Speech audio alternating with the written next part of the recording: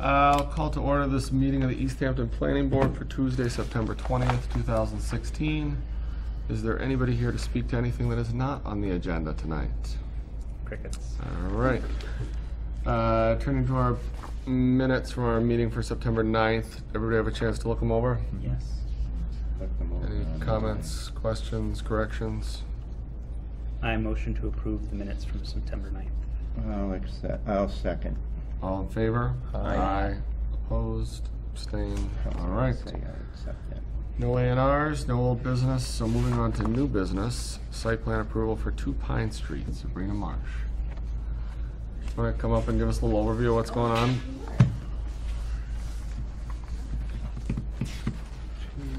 Thanks for being here for me tonight. So 2 Pine Studio is a space on Pine Street just off of Cottage Street.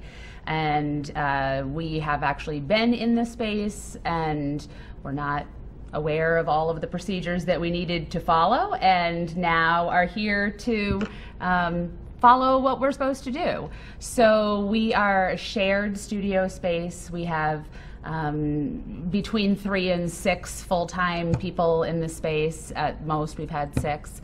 And then some part-time membership folks who come a couple nights a week. We have participated in Art Walk and would like to continue doing that, and anticipate that retail is something that we may delve into at some point. So right now there's 4 to 6 artists in there using it mostly for studio space. Do you do any sort of retail at all right now, or? Just on art walks and an open studio, but otherwise we've gone out to events where we all sort of act as sole proprietors. 2 Pines really an umbrella as far as a space under which we all do our work. And what kind of stuff are you guys doing? Making jewelry, collage, painting, sewing, pretty benign. And other than Art Walk and open studio stuff, do you have people like coming in like customers or people to look on a regular basis, or it's No. mostly just studio space? No, because the space is small, Yep. and so we really need that space to not be interrupted. Yeah. And so it's really only when we invite people in. Otherwise, I mean, outside of a sign that will be on the door, we're not going to have people coming in on a regular basis. And I don't anticipate that changing. I mean, outside of occasional weekends and things, I can't imagine that the space is going to ever be one that could be open all the time. The application said retail pop-up. What precisely do you mean by that? So thinking like along the lines of if it were around the holidays, Mother's Day, a one-shot kind of a thing, or it's a weekend and we have things ready that have been out at a craft fair, let's say, and through maybe social media or an advertisement we would say will be available on this one day for people to come and look. People to come inside. And, Yeah. Okay. Mm-hmm. Any sort of unusual waste or anything that's generated through this stuff, either paints or doing the jewelry making? No. Just sort of regular household garbage kind of stuff? Totally. Do you just use garbage cans right now in the building, or do you have a dumpster? There's a dumpster. Well, yeah, actually there's just a regular garbage can that's shared between the 3 tenants in the building. Okay, for the And other... actually the 4th, the residential tenant shares it too. Okay.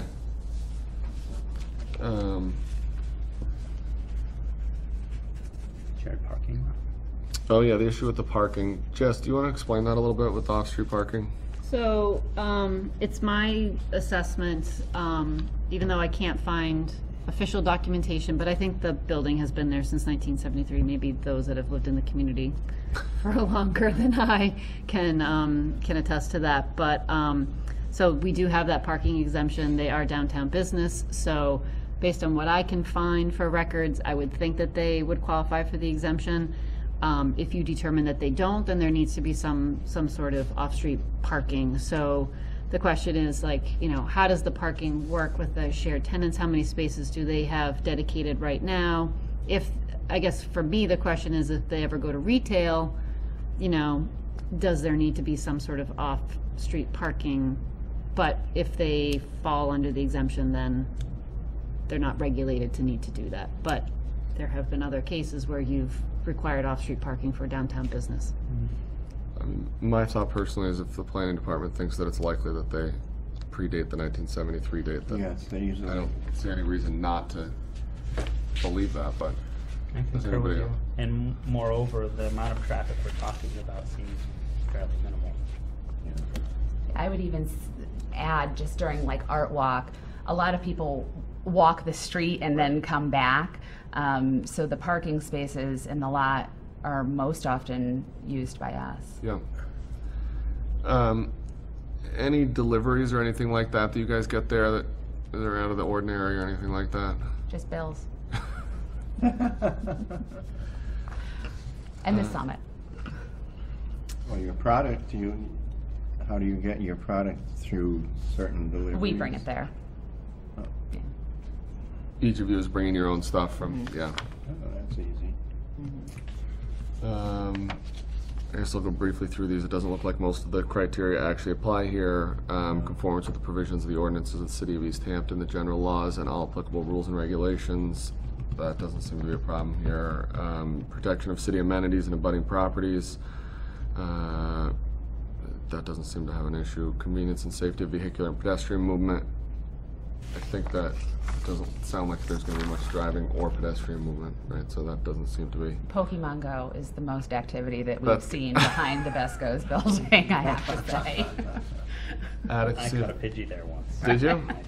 I don't want anybody to know. Oh, yeah, But there's a Pokemon inside of our studio. that could be a big draw. I want it out. Want it out? Adequacy of methods of disposal and sewage and refuse. That seems to be pretty typical. No issue with protecting wetlands or watersheds.